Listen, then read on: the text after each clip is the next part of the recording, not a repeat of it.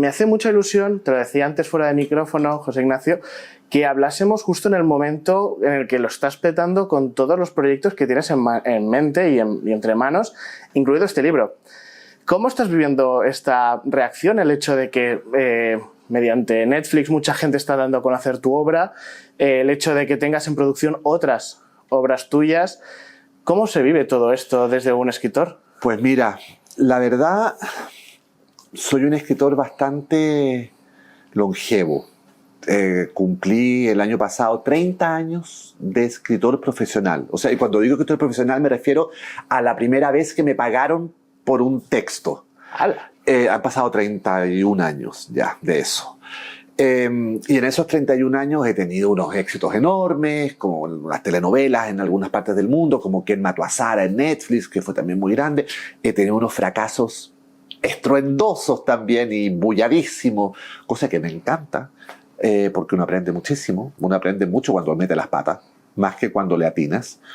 Y honestamente, yo no siento que estoy en este momento como en el mejor momento de mi carrera. Tal vez eso sea porque, como estoy en mi casa en pijama escribiendo todo el día, no me entero realmente mucho de las repercusiones o de lo que pasa a mi alrededor. Además que uno de los mayores éxitos que he tenido a nivel profesional fue Quién mató a Sara, una serie para Netflix, y sucedió en pandemia. Entonces no tuve la posibilidad ni siquiera de ir a un restaurancito a celebrar, ¿me entiendes? Lo pasé en mi casa encerrado, escribiendo ya otra serie. Estoy súper contento, eso sí, porque picar piedras ayuda. Y yo he picado mucha piedra en mi vida. He empezado muy desde abajo, he ido conquistando territorios que para mí eran importantes, México, Estados Unidos, Latinoamérica después en su conjunto, y me quedaba España. Para mí España era un lugar bastante difícil de conquistar y me costó varios años. Tuve la suerte de que lo que primero entró a España mío fueron libros infantiles, cosa que jamás se me hubiese ocurrido. Un libro mío infantil muy importante que se llama Mi abuela la loca, lo publicó aquí en España una editorial catalana que se llama Viraviro. Ese libro me abrió las puertas porque cayó muy bien, cayó parado, entró al circuito de colegios. Yo vine varias veces a hacer tours por distintos colegios, bibliotecas y de toda Cataluña y también de Madrid. Y eso, fíjate, un libro infantil como que me pavimentó el camino para todas estas otras cosas atroces que escribo, de thrillers y de muertos y de personajes siniestros y de misterios y de enigmas. Me abrió la puerta un libro infantil. Es curioso, ¿eh? Las vueltas que da la vida. Las vueltas que da la vida. Yo jamás me lo hubiese imaginado. Claro, hay una cosa que me ha gustado mucho de esta primera intervención que has tenido, y es que has resaltado la importancia que tienen los fracasos en tu vida a la hora de poderte construir como autor. Y claro, eso es algo que me gusta mucho porque muchos autores aficionados que creen en el poder de Wattpad o de estas plataformas en las que se están dando a conocer, temen, ¿no? Sueñan muy grande, pero a veces temen los fracasos. ¿Qué les podrías decir a esas personas que sueñan en tener un libro que caiga bien, como tú dices? A ver, siempre he sido súper arrojado. Le tengo miedo a muchas cosas y por lo mismo me tengo que estar esforzando permanentemente para demostrarme que es una tontera tenerle miedo a las cosas. Todo lo hago desde el miedo, en general. No voy a poder, y por eso lo hago, para demostrarme que sí lo puedo. No voy a poder publicar nunca en España, pero entonces no saco nunca el pie del acelerador porque es la manera que tengo de probarme a mí mismo. Yo te puedo decir, sin ningún tipo de ego, ni ningún tipo de,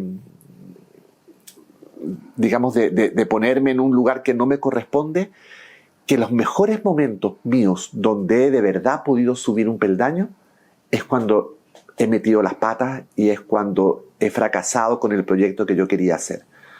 Porque cuando tú le atinas, al menos en mi caso, no hay mucho aprendizaje que hacer porque aquello que pensaste funcionó y pasó.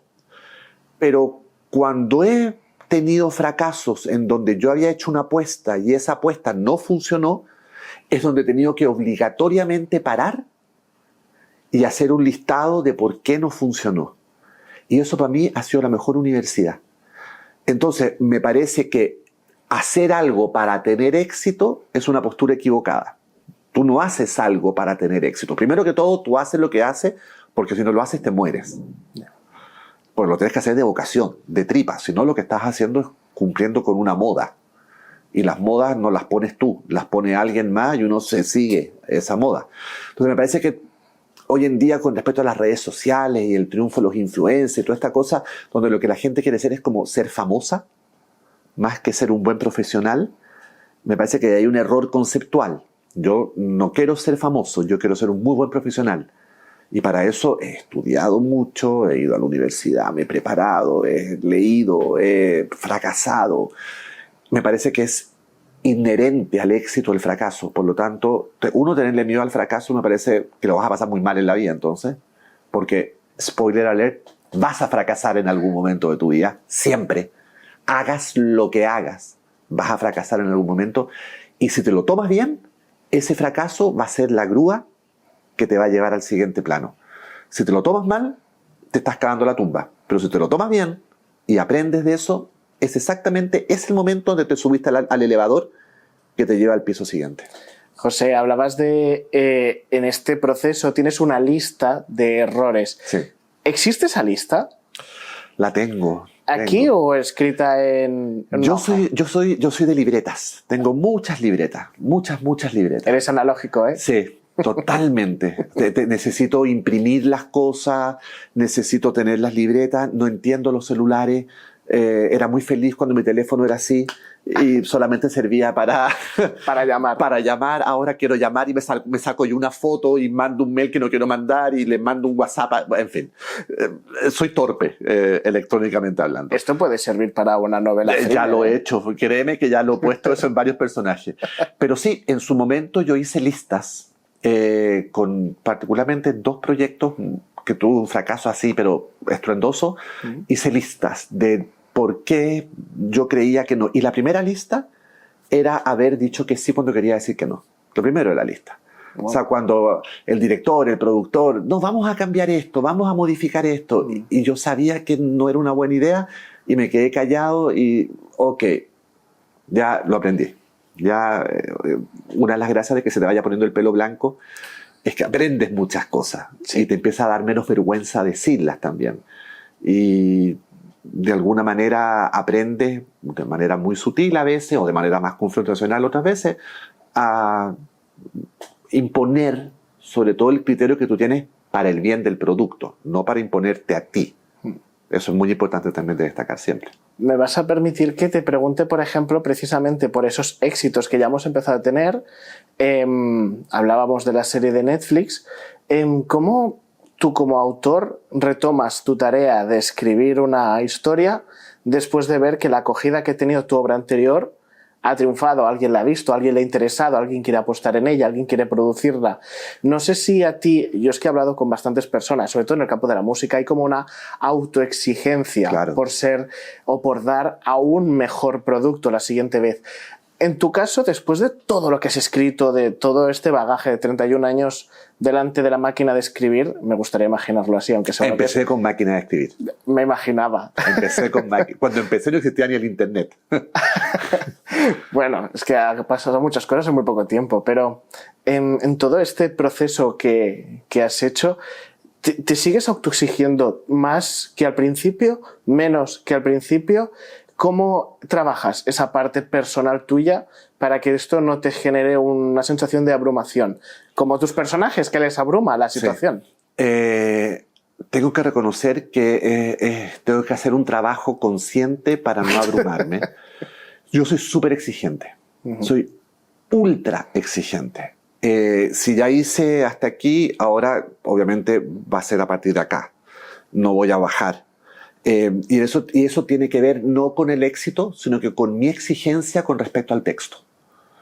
Ahí es donde yo me vienen las ansiedades. Si fui capaz de escribir un libro donde el narrador era un narrador particular, bla, bla, bla, pues ahora quiero hacer un libro donde el narrador sea aún más difícil o aún más complicado. A lo mejor son cosas que los lectores no se dan cuenta. evidentemente. O, por ejemplo, hice una serie, pero ahora quiero hacer una serie que suceda en 3 épocas simultáneamente y que se vayan entrelazando y que tú no tengas muy... ¿Me entiendes? O sea, son exigencias mías a nivel creativo. Yo empecé desde muy chico a escribir telenovelas en mi país natal, que era Chile, e hice telenovelas que fueron muy exitosas. Entonces me enfrenté siempre al hecho de que mis telenovelas, voy a decir una estupidez, tenían 30 puntos de rating. Y entonces la televisora, para la siguiente, quería 35 puntos de rating. Que no les bastaban los 30 que yo había tenido la vez pasada y que ya había sido un exitazo enorme. No, ahora querían 35 puntos de rating. Entonces, cuando era más joven, no se me había puesto el puesto blanco todavía, lo pasaba muy mal. Yeah. Evidentemente, me angustiaba muchísimo. Y porque además yo sentía, porque me hacían sentir, que la responsabilidad de esos 35 puntos era exclusivamente mía. Ni de los actores, ni la música, ni la producción, solamente del escritor. Claro, ¿verdad? al que le exigían los 35 puntos era a mí. Entonces, cuando tienes 20 años, pues, y un señor muy importante te lo dice, pues tú te lo crees, tú lo asumes y lo pasas muy mal. Yo no te puedo explicar las úlceras que tenía porque lo pasaba muy mal, hasta que me di cuenta y dije, a ver, espérate un momentito. La televisión, sobre todo la televisión, es un trabajo en equipo. Yo soy el primer eslabón, es cierto, antes del guión no hay nada. Pero después de eso hay un director que dirige, hay un productor que produce, hay un actor que actúa, hay un músico que musicaliza, hay un editor que edita, y lo que sale al final es el conjunto de todos. Es la suma de un montón de cabezas. Entonces, exijámonos a todos los 35 puntos. Entonces, vamos a elegir al mejor elenco para los 35 puntos, vamos a elegir al mejor director para que dirija para 35 puntos, en fin, todo eso. Pero no deja de ser una presión de la que tengo que escapar. Hay una cosa que, perdona, tenemos que hablar de tu libro y voy a ir para allá, pero eres una caja de muchísimas experiencias y me parece muy divertido poder hablar de esto. Entonces, para cerrar el tema de la telenovela, es cierto que en la televisión las telenovelas, al menos en España, tienen como una percepción de degradación, sí. como es muy continuado cada día y encima se tienen que alargar mucho escenas o historias que con 2 minutos se podrían haber resuelto, pero se tienen que alargar porque tiene que ocupar 134 capítulos, que es lo que pide la o 230. o 200. Te pregunto a ti, ¿sientes que esa época en la que existía ese ritmo frenético por tu parte, que tenías que escribir esos guiones, me imagino corriendo, incluso cambiándolos al mismo día que los actores lo tenían que cantar delante de cámara, sientes que que no se valora tanto esa parte de tu experiencia laboral a la hora de decir soy escritor? Como que los libros que tú haces tienen más peso que la serie que tú participaste. No sé si me entiendes la pregunta. Te entiendo perfecto y te voy a contar una anécdota. Dime. Yo estaba en primer año de universidad, en una universidad en Chile, estudiando literatura. Uh-huh.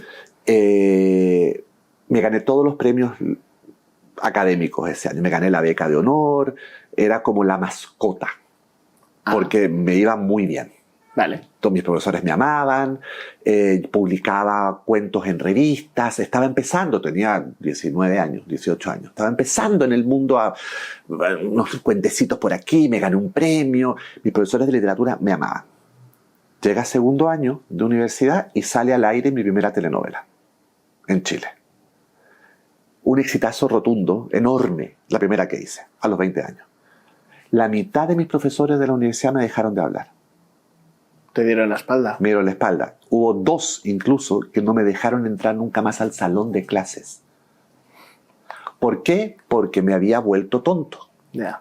Porque, ¿cómo era posible que este niño que escribía cuentos y novelas y se ganaba concursos literarios, ahora estuviera haciendo telenovelas, que es un subproducto para gente tonta? Y yo en mi casa pensaba, decía, pero si yo ocupo las mismas neuronas para escribir el cuento con el que gané que la telenovela de acá. Uh-huh. Y nunca, hasta el día de hoy, sentí que lo que yo hacía para la televisión no merecía respeto de mi parte, de todo el respeto. Amo hacer telenovelas. Encuentro que la telenovela es la novela popular del futuro encuentro que una buena telenovela puede ser casi un elemento de arte, Sí. como hay algunas brasileras, hay unas joyas que se han hecho. Y lo pasé súper mal durante 10 años de mi vida. Porque entonces yo sacaba libros. 10 años has dicho. 10 años más o menos. Muy mal lo pasé. Porque cuando yo sacaba libros, los de la tele decían, ay, ya se cree muy inteligente porque saca libros. Claro. Sacaba telenovelas y los de los libros decían, ah, ya se puso tonto de nuevo porque sacó una telenovela. Hasta que llegó un momento, que es la maravilla de ir madurando, es lo que me importó realmente un bledo lo que pensaban los otros de mi trabajo, y al revés, descubrí que yo tenía un superpoder, que podía transitar de un medio a otro con éxito en ambos, y podía hacer de esta doble militancia un elemento que me hiciera reconocible. Y entonces decidí que ese iba a ser mi superpoder. Yo no tengo idea si es mi superpoder, pero yo decidí que iba a ser mi superpoder. Y que yo iba a hacer libros que parecieran películas. Iba a hacer telenovelas que parecieran obras de teatro. Iba a hacer obras de teatro que pareciera cine. Iba a comunicar, a unir todos estos elementos que por alguna razón querían que yo mantuviera como por separado, y los iba a hacer uno. Y desde ese momento, como dicen aquí, la empecé a petar. ¿Por qué? Porque fui más yo que nunca. Y entonces hoy en día escribo libros con la misma estructura que hago una serie para Netflix. Con la mala leche más grande del mundo para que estén a las 4 de la mañana sin poder parar, porque le hago el mismo truquito que con la serie, uso el cliffhanger audiovisual, lo traspaso a la literatura, creo a mis personajes con capas, igual que una serie. Soy escritor de telenovela, por lo tanto sé exactamente cómo terminar un capítulo para que la gente grite y quiera inmediatamente ver el siguiente, que de eso se trata una telenovela. Y todo eso lo aplico en la literatura. Y al revés, cuando hago una serie, por ejemplo, ¿Quién mató a Sara?, que fue una serie muy famosa que hice para Netflix, lo primero que se ve en el capítulo 1, en el minuto 1, es una cita de Agatha Christie. ¿Por qué? Porque la estructura de esa serie es literaria. Entonces, de esa manera, uno, me estoy riendo a gritos de todos los que me jodieron durante años. Segundo, mi gran revancha por esos 10 años que los pasé mal. Y tercero, me parece que es la manera de resolver los problemas, usándolos a tu favor. Me pareces increíble. Dicho esto, también entonces escribes como un acto de protesta o de rebeldía. Yo escribo... Al menos la forma. No, tienes toda la razón. Yo escribo de lo que no me gusta. Yo no escribo de lo que me gusta. Porque lo que me gusta ya está resuelto en mi cabeza. No tengo que pensar en eso. Ya está resuelto. ¿Me entiendes? Me gusta algo. Pues ya, lo gozo. Pero no tengo que pensar en eso. ¿De qué escribo yo? Siempre. Así sea lo más trivial o lo más intenso, yo escribo de aquello por lo que yo estaría 3 días peleando con alguien. ¡Wow!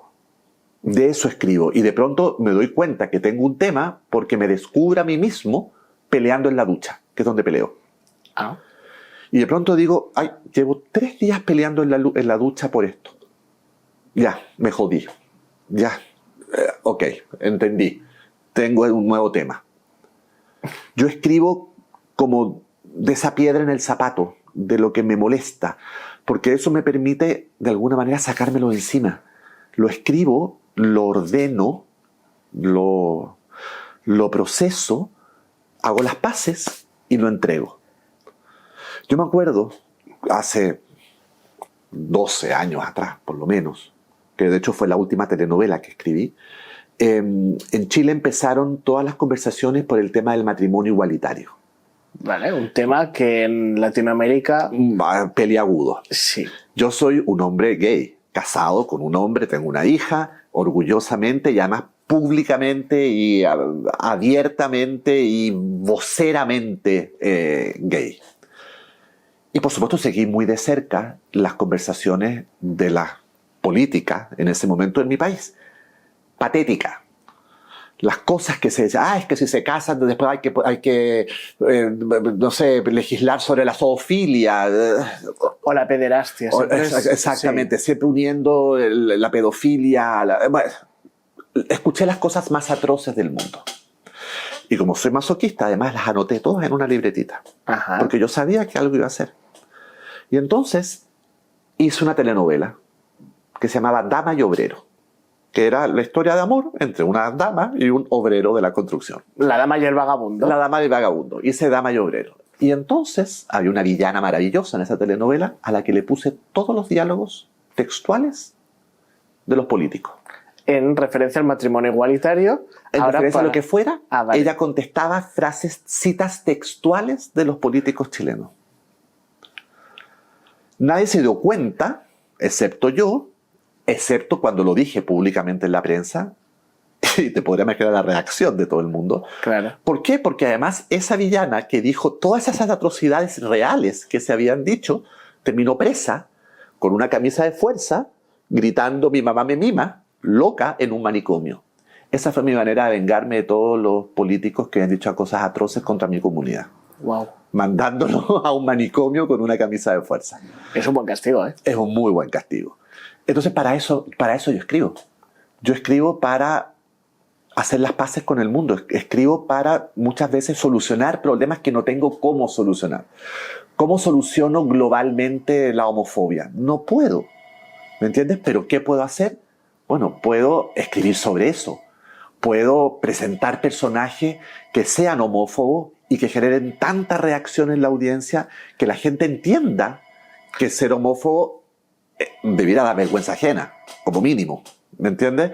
O lo mismo con el racismo, o con el machismo, o con la xenofobia, con problemas y temáticas que a mí en lo personal me agreden, me violentan. ¿Me permites preguntarte, por ejemplo, en ese momento en el que tú, en silencio, te estabas riendo de esos políticos, anotando esas frases y usándolas para tu villana, si ese acto de rebeldía que estabas usando en tu telenovela en algún momento te hizo sentir incómodo en el sentido de me da miedo si esto tiene alguna repercusión negativa contra mí o mi familia?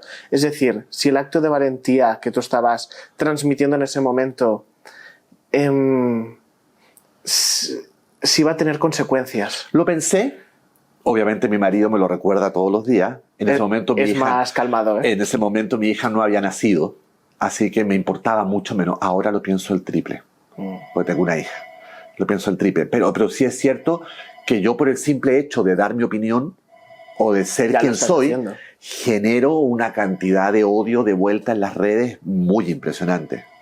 Porque si yo no tuviera el cuero duro, podría ser apabullante y podría ser hasta dañino. Lo que pasa es que no me importa. Me resbala, literalmente me resbala. Literalmente me resbala. Me da mucha tristeza. De verdad, eso es lo que me provoca. Me provoca mucha tristeza que alguien se tome el tiempo de su vida, tiempo finito que tenemos además, en buscarme para insultarme por ser algo de lo que estoy muy orgulloso. Entonces me da mucha tristeza. Alguien que hace eso es alguien que debe odiar su vida, pienso. Alguien que no debe sentirse cómodo con su propio pellejo. Y qué triste pasar por la vida incómodo con tu propio pellejo para que tu única reacción frente a la felicidad de otra persona sea insultarlo. Ya. Me provoca mucha tristeza eso. ¿Me permites que te pregunte sobre la situación actual en general en todos los países? Como el rumbo de los países supuestamente avanzados. Hablaré, por ejemplo, de Europa del Este, hablaremos de Estados Unidos, pero en general la situación del mundo se está volviendo muy tirando a la derecha. Miramos las redes sociales y aquí, por ejemplo, a mí me preocuparía, por ejemplo, la generación que viene detrás de mí, claro, que repite fácilmente frases que Hitler las decía con mucha sí, felicidad. Bueno, o Franco en nuestro caso. Está pasando mucho eso. ¿Y te preocupa? Me aterra. No solamente me preocupa, me aterra. Yo vivo en Estados Unidos. ¿Ha cambiado mucho desde que Biden se fue? Pero es impactante, es otro país. Es otro país. Yo viví los primeros 20 años de mi vida en dictadura en Chile. sé de primera mano lo que es vivir una dictadura con toque de queda, con censura, con muertos, con tribunales absolutamente politizados, con un dictador sacando y poniendo jueces a su antojo, con un dictador diciendo no se mueve una hoja en este país sin que yo lo sepa, con exiliados, con torturados. O sea, mi familia es una familia más muy política, lo viví muy de cerca. Entré a la universidad estando en dictadura, o sea, sé muy bien lo que es eso, y lo que me tiene aterradísimo es que han pasado, ¿qué?, 40 años de eso y ya está totalmente relativizado. Hay una juventud nueva chilena que, pero a lo mejor Pinochet no era tan malo. Lo mismo que pasa acá, hay gente que dice, no, pero si con Franco estábamos mucho mejor. Teníamos libertad. Teníamos libertades, cuando es exactamente lo opuesto, es una dictadura. Por lo tanto, la dictadura, por definición, es lo contrario a la libertad. Pero no, la gente dice, no, teníamos muchas libertades. Y en el caso de las democracias que parecen que estén asumiendo papeles de dictadura. Bueno, piensa en Estados Unidos. Estados Unidos, que era el país de la democracia y la cosa, ahora hay un señor que desobedece a la Corte Suprema. Que tiene el tribunal a su favor. Porque que tiene los tribunales a su favor, porque los puso él. Claro. Pero aún así, las dos cuando cámaras fallan en contra, no los obedece. No los obedece. A mí me da pánico. Y de hecho, mi vida matrimonial, mi vida de padre, se ha visto afectada de maneras muy graves en Estados Unidos, en Florida, que es el estado donde yo vivo. Desde el año 2022 hay una ley famosa, la famosa ley Don't Say Gay, que impide que en colegios públicos, bibliotecas públicas, universidades públicas, etcétera, se hable, se mencione, se diga cualquier orientación sexual que no sea la heterosexual. Por tanto, eso ha marcado un camino de censura muy grande. Hay más de casi 10.000 libros censurados en Florida, que los han quemado. Entre ellos uno mío. Un día con papá y dada, mi libro más reciente infantil, está censurado en Florida. Bueno, y como en 3 o 4 estados más. ¿Te sientes orgulloso? No.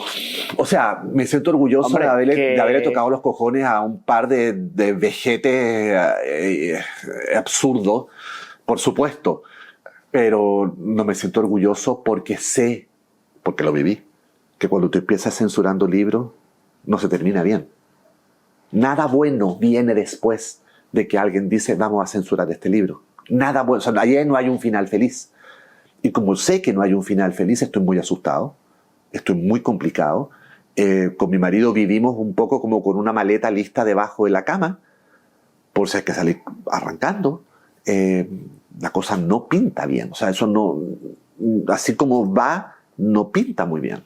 De hecho, si te puedo decir así como en cosas concretas, desde hace 3 años, mi marido y yo y mi hija no vamos nunca los 3 juntos a ninguna parte en Florida.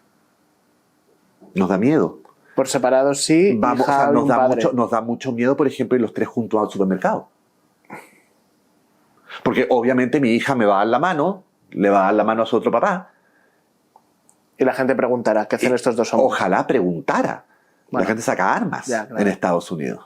¿Me entiendes? Es legal andar con armas. Es legal andar con armas cargadas en Florida. Y como hay una ley que dice Don't Say Gay, la ley va a proteger al señor homófobo con la pistolita y no a los 2 papás con la niña. ¿No te has planteado moverte de país? Nos planteamos todos los días. ¿Por qué no habéis hecho el cambio? Hasta ahora, yo creo que va a terminar sucediendo, pero hasta ahora ha sido exclusivamente por la familia. Allá están mis papás, está mi suegra, está mi hermana, mi cuñado, mis sobrinos, y mi hija está creciendo con su familia. Claro, y los amigos de ella. Y los amigos de ella, y el colegio de ella, y es el cumpleaños y llegan los abuelos, y es el santo y llegan los abuelos, los tíos, los primos, ¿verdad? Yo me acuerdo, para mí, mis abuelos en mi infancia eran fundamentales. Para mi marido, lo mismo. Entonces, desraizar a un niño no es un tema fácil. Claro.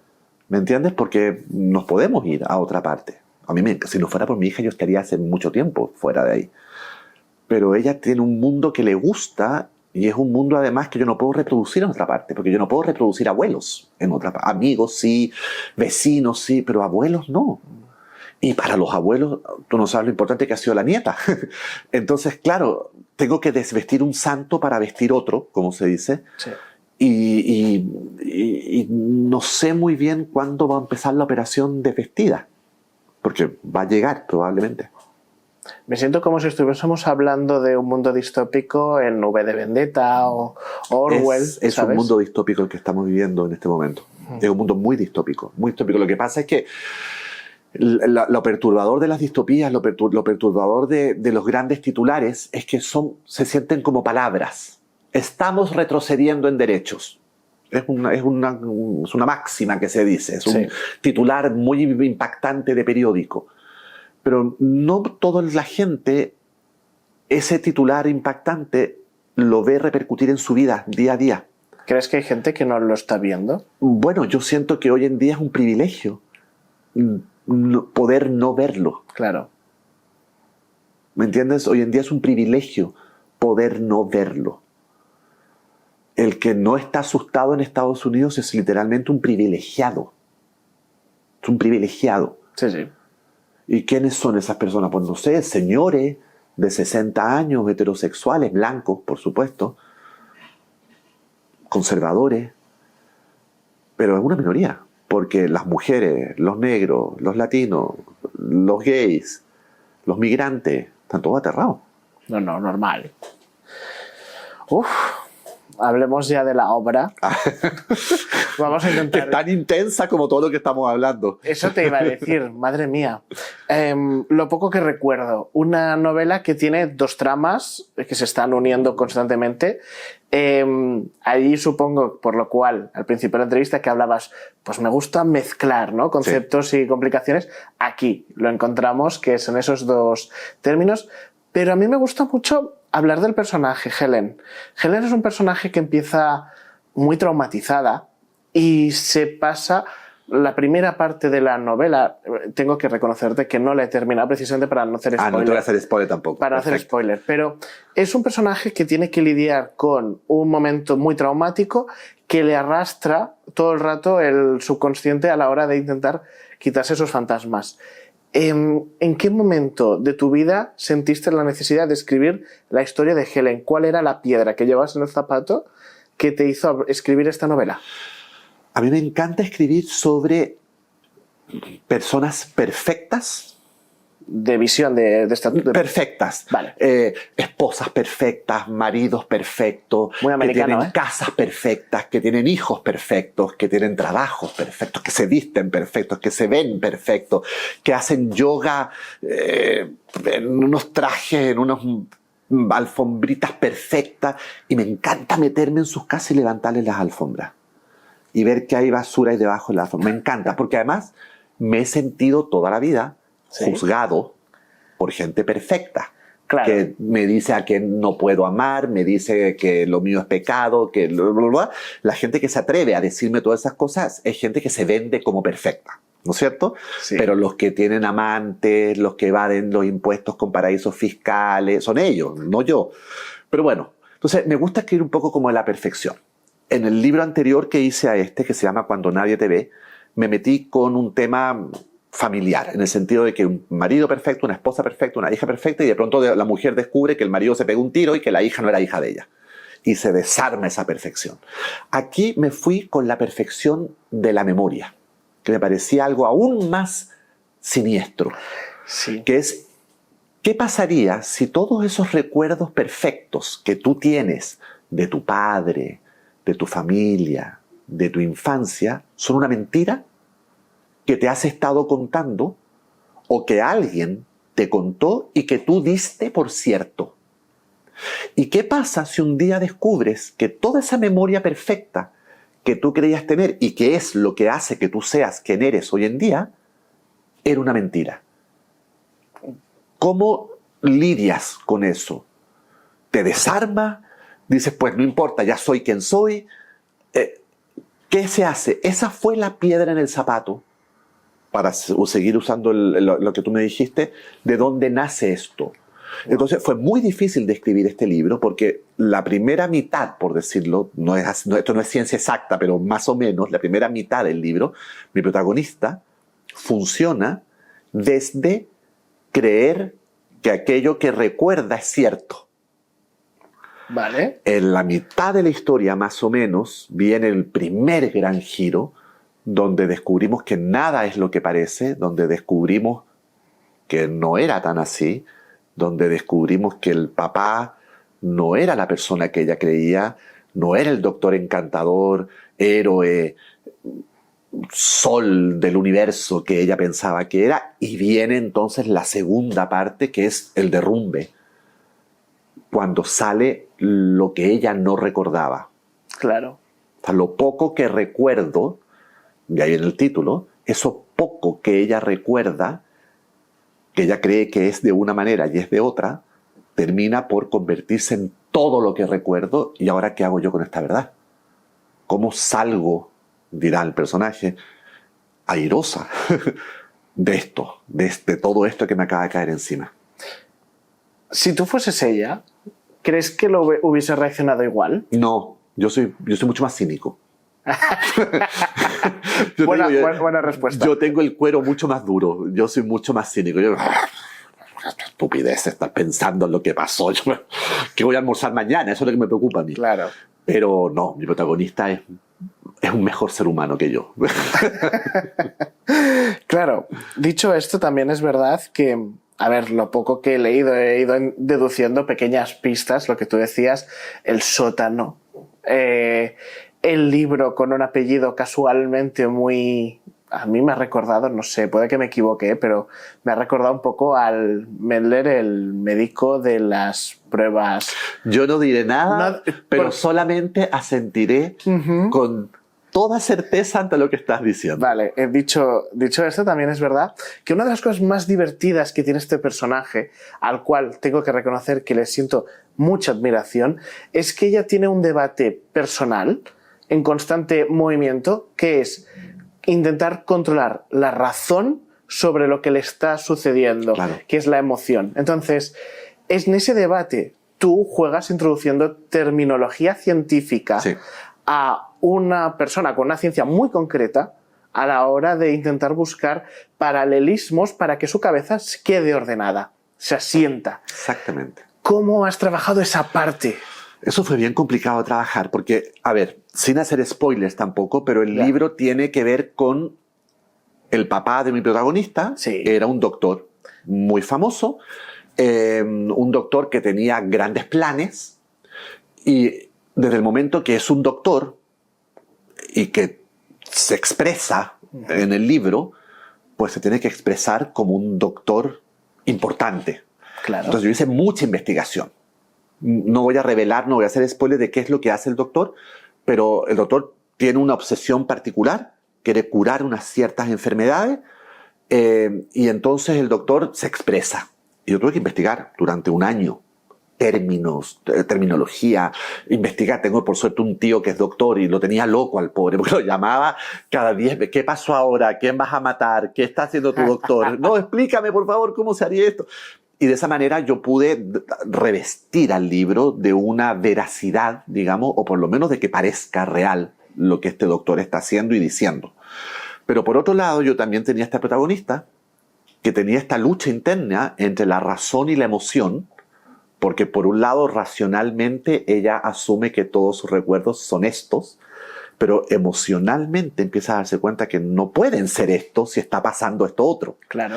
Entonces, y como ella quería seguirle los pasos al padre, ella también estudió medicina, entonces ella cada tanto trata de lo que no entiende, lo ordena en su cabeza como si fueran elementos científicos. Y ella misma dice, pero basta con esto. Yo me reía de eso un poco. Y también, obviamente, tiene que ver con todo esto que está pasando en el mundo ahora, donde la gente de pronto, no sé por qué, pero empezaron a decir que las vacunas no funcionan, que la Tierra es plana. O que nos van a poner wifi. O que nos van a poner unos chips, no sé qué cosa. Y entonces salen los científicos ahora a explicar con toda paciencia que no, que las vacunas... Y a una señora decía, pero es que yo lo vi en YouTube, así que no... Entonces, toda esta cosa atroz que se está viendo ahora, que es como el desprecio a la ciencia, al pensamiento racional, de alguna manera a lo que no es pura emoción y que se puede comprobar, hay como un rechazo a eso. Entonces eso también está plasmado un poco en el libro. Ese jueguito tan siniestro entre que mi opinión vale tanto como un hecho científico. Claro. ¿Los terraplanistas te refieres, por ejemplo? Terraplanistas, antivacunas. Bueno, Que yo, que no tengo formación como tal, pueda opinar si la vacuna de la gripe tiene efectividad o no sobre la sociedad, o si mata más que... Mira, en Estados Unidos, la última de hace 3 días atrás, ahora ya no se... están en contra de la pasteurización de la leche. ¡Wow! Porque no, la leche hay que tomársela cruda. Cuando todo el mundo sabe que hay una cantidad bestial de enfermedades, de bacterias, de gérmenes que se... No, porque no. Ahora que, si creemos que la Tierra es plana, ahora hay que tomarse la leche. Entonces, por más que los doctores salen explicando que no, que la pasteurización es muy necesaria, porque si no nos vamos a morir, porque si no hay una cantidad bestial de enfermedades gástricas. No. Alguien decidió que no. Dicho esto, ahora que lo pienso, permíteme que relacione conceptos. Este libro está juzgando o haciendo un debate precisamente esas sociedades tan perfectas como es la americana en el cine y que luego son tan imperfectas en su capacidad de razonamiento. Bueno, permíteme te estoy diciendo que de alguna manera escribo de lo que me molesta, de la piedra en el zapato. Yo hice las paces con mi barrio, con mis vecinos, a través de este libro. Esperemos que no lo lean de otra manera, que no sea la que es. Bueno, y si no, mira, no me importa. Vale, Pinot-Mar. He buscado Pinot-Mar en Google Maps, he necesitado hacerlo, porque por un lado me recuerda a un nombre muy español para un espacio que en mi cabeza suena muy irlandés, muy del norte. Y precisamente hay una urbanización llamada Pinot-Mar en Murcia, no sé si lo sabías. No, ni idea. Pues existe. Y dicho esto, Pinot-Mar sé que es inventado. Sí. Pero ¿por qué este nombre? Y realmente, ¿a qué tenías en tu cabeza, en tu imaginario, para poner las escenas? Es decir, los escenarios que tú me plasmas, ¿dónde han salido de tu cabeza? Es decir, ¿cuáles son las referencias?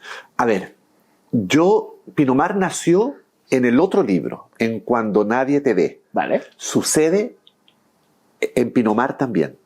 ¿Por qué? Porque lo que yo quiero hacer es una serie de libros que sucedan todos en Pinot-Mar. Ah, muy bien. Ya este es el segundo, estoy escribiendo el tercero. ¿Cuántos habrán? No sé, los que aguanten... Hasta que me canse. No, hasta que se cansen de mí, digamos, lo que la editorial me compre.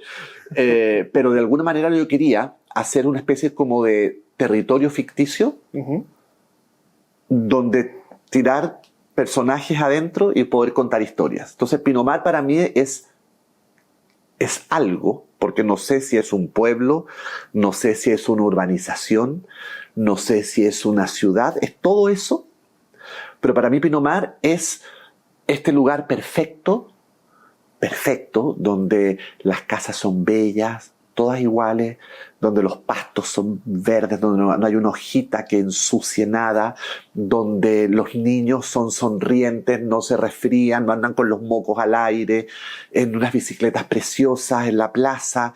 Pinot-Mar es esta escenografía de arribismo y de perfección que no existe, o que al menos a mí esa perfección me da pánico. A mí la perfección me da mucho susto. Porque sabemos las atrocidades que se han cometido en la humanidad por buscar la raza perfecta, por buscar la perfección. A mí eso me da pánico. A mí lo que me gusta es al revés. A mí me gusta el mestizaje. Me gusta la persona que tiene un abuelo chino, una tía negra, un primo sudafricano, un papá irlandés, una mamá mexicana. Me gustan las mesas con comidas de distintos lugares. Me gustan las decoraciones donde tú puedes descubrir cositas. La pureza a mí me provoca mucho miedo y además me provoca mucha suspicacia, porque encuentro que buscar a propósito una imagen de perfección es un acto desesperado por esconder una grieta muy grande, probablemente. Sí. Entonces, a mí me gustan las grietas. Entonces inventé este Pinot-Mar, que le puse Pinot-Mar porque no sabía cómo ponerle, y le puse Pinot-Mar porque es como bosque, playa. O sea, tiene de todo, ¿me entiendes? Si necesito una playa, pues el nombre lo permite. Necesito un bosque, el nombre lo permite. Y me hizo un mapa de Pinot-Mar, donde está la plaza, está el colegio, está la academia de yoga, están estas casas acá, y lo repliqué en lo poco que recuerdo. La misma casa de la protagonista del libro anterior, de Cuando nadie te ve, es la casa de la protagonista a la que llega ahora mi protagonista, de lo poco que recuerdo. Ostras. Entonces, sí, y lo estoy usando en el tercero también. ¿Ha cambiado ese modelo mapa de Pinot-Mar en el caso de esta segunda novela? Está idéntico. Tengo el mismo cine, la misma plaza, la misma fachada del colegio, la misma casa, entonces reproduzco la descripción de la fachada.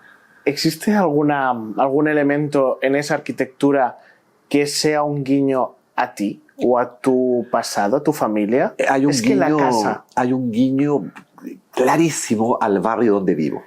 ¿Cuál? En Estados Unidos. Sí. Pinot-Mar se parece al barrio donde yo vivo. Yo cuando compré, con mi marido compramos esa casa que donde vivimos ahora, que la compramos hace 14 años atrás o 13 años atrás, yo me acuerdo de mi reacción fue como de, ok, esto es como demasiado lindo para ser verdad. Esto es como demasiado perfecto. ¿Estás seguro que en esa casa tiene que haber un refrigerador con 3 cabezas adentro?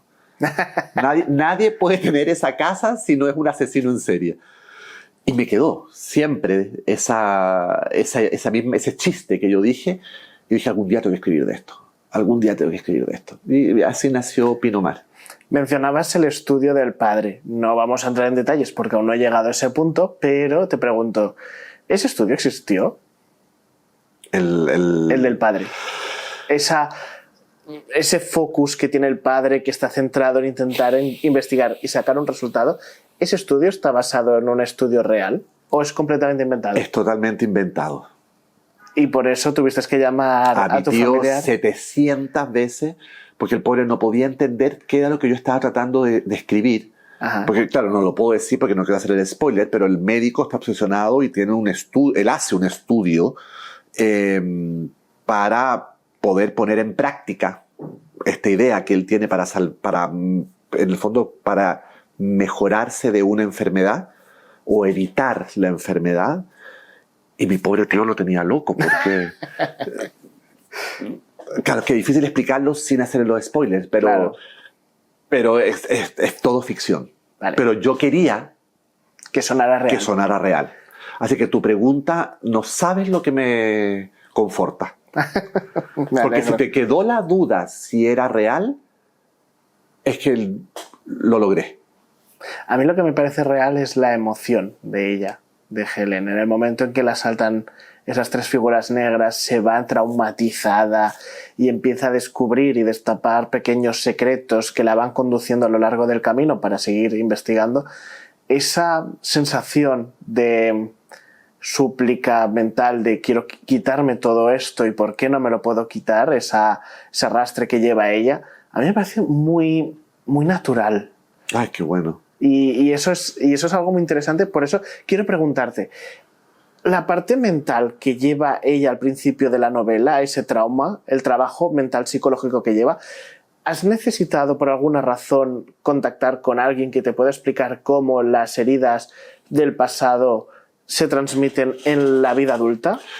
No para esta novela, pero sí en alguna. Lo que pasa es que lo hice con varias telenovelas. Tenía personajes femeninos también atormentados por distintas razones, y sobre todo para las telenovelas, que son mucho más masivas. Y además, en una telenovela tú no tienes la posibilidad de que el personaje reflexione. Claro. Los personajes tienen que hacer cosas. Entonces yo necesitaba que en 3 gestos ese personaje explicara lo que tenía en la cabeza. Hice muchas asesorías, pedí muchas asesorías con psiquiatras, con psicólogos. Entonces tengo un banco de datos ahí muy grande. Me quedan muy bien los personajes femeninos. Esa es la otra pregunta que tenía. ¿Por qué mujer y no un hombre castigado por el pasado? Siempre son personajes femeninos. ¿Por qué? Yo creo que porque uno escribe mejor lo que uno no es. Por lo menos a mí, me seducen mucho más los personajes femeninos que los masculinos, porque los personajes femeninos siguen siendo de alguna manera un misterio. Tengo que descifrarlos, tengo que analizarlos para poder entenderlo. Yo un hombre lo entiendo muy bien. ¿Por qué? Porque yo soy hombre. Además porque los hombres somos mucho más simples que las mujeres. Es lo que te voy a decir, no somos tan reflexivos como las mujeres. Los hombres somos muy simples, somos muy básicos, vemos 3 colores, necesitamos muy pocas cosas en la vida, los sí son sí, los no son no, y solucionamos los problemas de una manera aburrida. Sí, un poco. Las mujeres son mucho más, tienen muchas más capas, son mucho más atractivas para mí, son fascinantes. Además me crié con puras mujeres, nací en medio de un matriarcado muy poderoso, por lo tanto yo crecí pensando que así eran las mujeres, así, ¿me entiendes? Y me empecé a dar cuenta después que no, que existía el machismo y que... Entonces las mujeres son personajes además con los que yo me siento muy identificado también por la homofobia, por la misoginia, por el machismo. Esta cosa está siempre como pidiendo explicaciones, como que te dejen hacer cosas. Es algo con lo que yo me siento identificado. Y me gustan mucho los personajes femeninos. De hecho, todo lo que he hecho en series, en películas, en literatura, en televisión, casi todos son personajes femeninos. De hecho, en esta novela, por lo que llevo ya, casi todos los personajes son femeninos, a excepción de Daniel, que entra en el primer capítulo de una manera muy potente. Luego tenemos a Kevin Quiroga. Sí. Este personaje es fascinante desde el momento que entra en la Brian, novela. alias Kevin Quiroga. Sí. Este personaje, perdona, pero es que entra en una manera tan literaria, tan romántica, que me parece increíble. Escuchando la Sinfonía Fantástica de Berlioz. Y el momento en que lee las noticias sobre una vida que él tuvo, aunque él no se reconoce en ella. Porque supongo que a medida que lo lea lo acabaré entendiendo por qué lo introduces en este personaje en la novela, pero ¿por qué le quisiste dar este toque tan romántico a este personaje? Porque él necesitaba romanticismo en el libro, sí, para compensar todo lo otro que podía ser de pronto apabullante. El drama, ¿no? El drama, el melodrama, la intensidad, la medicina, el descubrir que tu pasado no es el que tú crees, en fin. Necesitaba introducir este personaje, también sin hacer muchos spoilers, pero Brian se va a convertir en un personaje muy importante para la protagonista, muy importante. O sea, la búsqueda lo hacen juntos, digamos. Lo que pasa es que Brian también viene huyendo de un secreto que él lo tiene muy claro y él sabe perfectamente de una cosa ahí a la que fue acusado, y entonces se encuentra con esta mujer que está tratando también de encontrarse a sí misma después de lo que le está pasando. Entonces son 2 personajes que están luchando por lo mismo, pero desde lugares muy distintos. Entonces era muy inevitable que no se juntaran. Y además me encantó esa presentación muy cinematográfica de él, porque empezamos como a escuchar la música antes y llega él. Sí, exacto. Es que, y no cualquier cosa, la Sinfonía Fantástica de Berlioz, además, que es muy poderosa. Me ha recordado un poco a cómo en las series como American Horror introducen al asesino del hacha. En Coven, por ejemplo, me ha recordado esa escena. Ah, pues gracias. Tremenda escena. Bueno, gracias a ti por escribirla. Voy a permitirme ya el lujo de ir cerrando, aunque tengo muchas cosas que preguntarte, pero creo que sin haberla leído no me parecería justo para hacer una entrevista sin hacerla. Entonces, la primera, son varias, pero la primera es, ¿hay alguna parte de este libro que en el proceso de revisión haya sido alterado? Siempre. O sea, pero que digas, hay una cosa que cuando lo quité cambió todo. No. ¿No? No tan así, no tan así. Lo tenía bastante claro el libro, fíjate.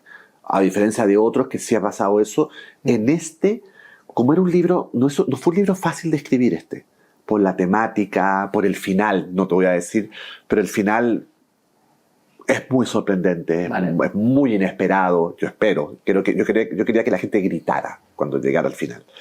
Por lo tanto, de alguna manera tuve como que escribirlo en mi mente antes, el final, para de ahí como retroceder, para que todo apuntara hacia ese final. ¿Me explico? Sí. Entonces, en términos generales tenía bastante claro el libro. Me demoré más corrigiéndolo que escribiéndolo. ¿Por qué? Porque el narrador de este libro me representó un conflicto muy grande, porque está todo narrado desde el punto de vista de la protagonista, y la protagonista está mintiendo en lo que está diciendo. Ah, Pero claro. no porque esté mintiendo, No, porque esos son sino sus porque ella recuerdos. cree que eso es lo que pasó. Claro. Entonces, fue muy difícil de escribir porque fue como escribir siempre en la cuerda floja, porque no podía caerme para acá, porque se iba a revelar que estaba mintiendo, no podía caer todo para acá, porque entonces iba a ser aburridísimo. Entonces, eso fue muy intenso. De hecho, ese es el hilo que mantiene el espectador, bueno, al lector en mi caso, aunque acaba siendo espectador, con esas ganas de ir conociéndolo. Claro. Y aparte, los capítulos son cortitos. Mucho, eso me ha sorprendido no, mucho. A propósito. ¿Por qué? Para que tú tengas la sensación de que a las 3 de la mañana digas, tengo que levantarme a las 7, son las 3, pero a ver, ¿cuánto dura el siguiente capítulo? Hay 2 páginas. Y termina peor. ¿Cuántos son 3 páginas? Bueno, me las he hecho. Y termina peor. Eso está hecho a propósito. Wow, ahora entiendo muchas cosas, porque yo lo he ido leyendo a una velocidad que nunca había visto leer nada así tan fuerte. Wow. Claro, eso también te obliga a ti a tener un ritmo a la hora... Frenético. Un ritmo frenético en composición, pero en escritura es muy corto. Tienes que darle mucha potencia a un texto que si hubieses hecho 6 páginas, se hubiese entendido al mismo ritmo que si yo lo leo en 2 páginas. Claro. Eso, Ahora, eso es un reto. Hay libros, porque los he escrito, Sí. que te puedes tardar 3 años en hacerlo. Vale. Y puedes empezar a escribirlo y dejarlos 2 meses y los retomas después, no hay ningún problema.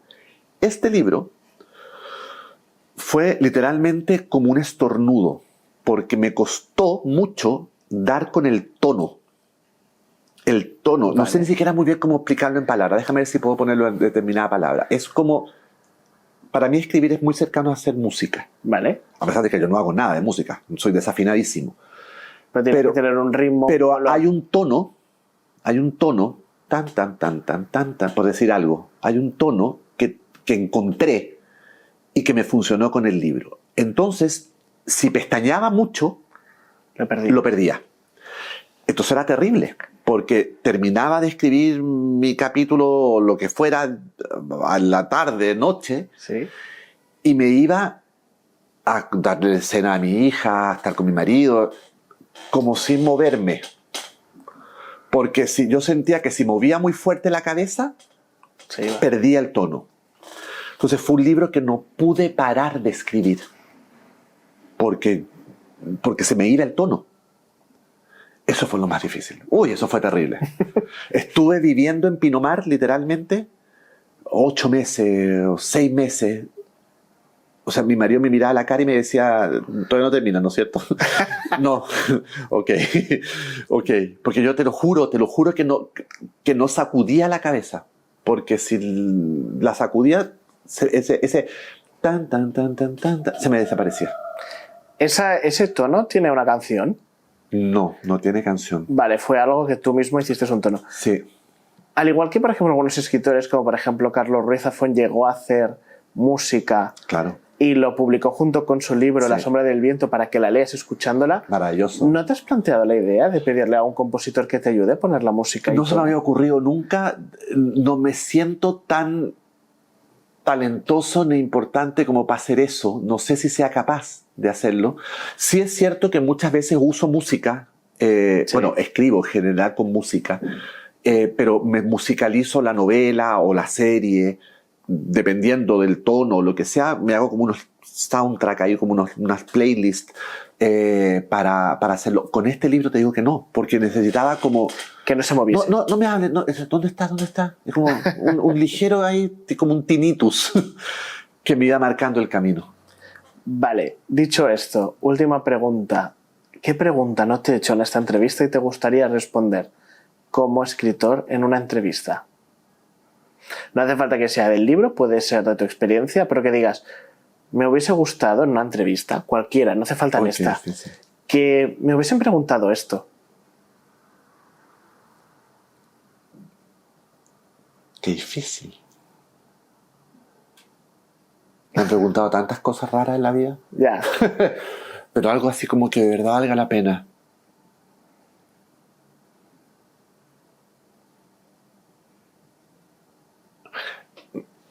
Cuando se murió Almudena Grandes, Vale. a quien amo, su marido, el día del entierro, no sé si viste esa imagen, que es muy fuerte, lanzó un poemario que él le había escrito a ella, se lo lanzó al ataúd,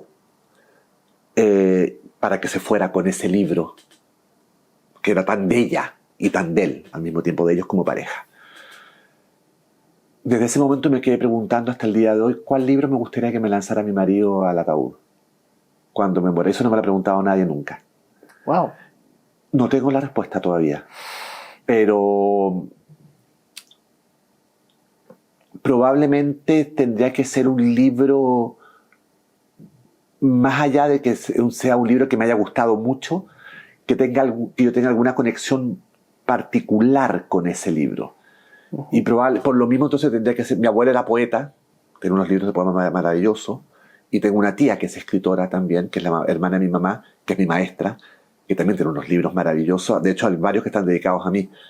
Así que yo creo que por ahí iría la cosa. Pero para mí, fíjate, hay gente que como en Estados Unidos los funerales son con música y cosas así, dejan como, pónganme tal música o pongan tal comida. Yo no, yo desde que vi lo de Almudena Grande dije, yo quiero que me tiren Libros. libros para adentro. Y voy a hacer una lista y la voy a dejar puesta ahí en el refrigerador. En caso de muerte, abran esta cajita y ahí estará la lista de los libros que quiero que tiren para adentro. Te podría preguntar, por ejemplo, por etapas de tu vida, ¿qué libro te representa en ese momento?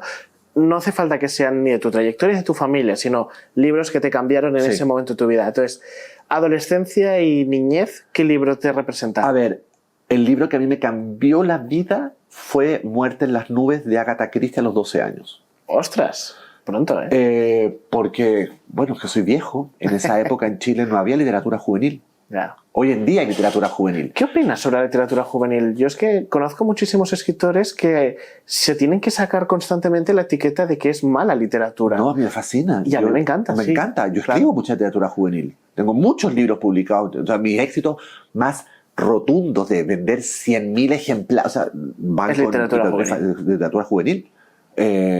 Sí, me fascina. Y la escribo además porque no la tuve. No la tuve, entonces yo tuve que saltarme de La Blancanieves y La Cenicienta a Agatha Christie, porque traté de leer a Julio Verne, traté de leer a Emilio Salgari, estos libros como La Vuelta al Mundo en 80 días, los leí, no fueron tuyos. No fueron míos, yo era, no sé, era más flamboyante, no era tan heterosexual. Me parece que son libros como para niños heterosexuales. Vale. Que a todos lo que estoy diciendo, pero no enganché con estos héroes de acción y que saltan piedras y que no, yo quería otras cosas. Y leí a Agatha Christie y encontré una carrera, porque yo hasta el día de hoy hago mucha novela policial también. Después, más adelante, me volvió a cambiar la vida Gabriel García Márquez, particularmente con Crónica de una muerte anunciada, porque es un libro circular, es un libro que trabaja el tiempo circular. Empieza por el final, empieza con el día en que lo iban a matar. Santiago Nazar se levantó a las 5:30 de la mañana. Entonces empieza con el spoiler. Ya. Y yo decía, pero ¿cómo? No entiendo. Me acaban de avisar que se muere, pero no entiendo, pero ¿cómo este libro? Entonces, ¿qué me cuentan después si se murió? O sea, y nada, pues un libro que da la vuelta, es una maravilla. Y eso me cambió, me explotó la cabeza, porque entendí que tú puedes, de alguna manera, jugar con los tiempos. O sea, que no es que tú escribas A, B, C, D, sino que puedes empezar por la M. Y después retroceder a la A. Y después saltar a la Z. Eso me voló la cabeza. Y después hay otro libro, que es Juan Rulfo, de Pedro Páramo, que es una joya, porque la primera vez que lo leí no entendí nada, no entendí nada, pero me hizo sentir. Y entonces me acuerdo cuando fui a hablar con el profesor y le dije, no sé cómo voy a hacer la prueba del examen porque no entiendo el libro, no lo entiendo, pero sentí miedo, sentí calor, sentí angustia. Y me dijo, bueno, eso se trata. La literatura no es para entenderla. Entonces ese libro como que, ok, también se vale que yo sienta, no solamente entienda. O sea, uno lee con otros órganos, no solamente con el cerebro. Claro. Y después ya un poquito más adulto, Almudena Grandes, me voló con Las edades de Lulú. Me abrió entonces la literatura a la carne. al placer, al líbido. Entonces también mi literatura se fue como nutriendo de todas estas cosas, de los tiempos cambiados, del hacer sentir al lector, se vale entonces hablar de tu propia carne, de tus propios deseos. Bueno, toda esa mezcla obviamente me la ha dado la literatura. Qué guay. Uf, y ahora estás escribiendo la tercera de ese pueblo. No te voy a preguntar nada porque tenemos que digerir esta, pero ¿dónde la vas a presentar? ¿Dónde te gustaría llevar esta novela? Bueno, ya está esta novela en todas las librerías de España. Sí. Y yo voy a estar haciendo mis aventuras y mis cosas aquí en Barcelona. Voy a viajar a Madrid también y parece que va a salir Valladolid. Lo que pasa, y saldrían otras, lo que pasa es que ya me tengo que ir porque se lanza en Estados Unidos. Entonces tengo que hacer una pequeña recorrido por allá y después tengo que ir a Chile y después tengo que ir a México porque también se lanza allá y ya llega a toda Latinoamérica. ¿Qué es lo mejor que te ha dicho nunca un lector? No me lo dijo, pero me lo mostró. Se lo tatuó. No jodas. ¿Qué hizo? Se tatuó los personajes de un libro. Bueno, ahí tengo varios que se han tatuado. Juvenil, un libro, una trilogía mía que fue muy famosa, que se llamó la trilogía El Mal Amor. En Latinoamérica fue una locura, de que llegaban disfrazados de los personajes. Y hubo muchos que se tatuaron frases del libro, se tatuaban los personajes. En el libro había unos símbolos particulares que los personajes tenían que ir encontrando, se tatuaron los símbolos. Tatuajes para siempre. Claro. Así que lo asumí como el honor más grande, ¿me entiendes? Alguien quiso tatuarse para siempre algo que yo había inventado. Eso yo no creo que haya un honor más grande que ese.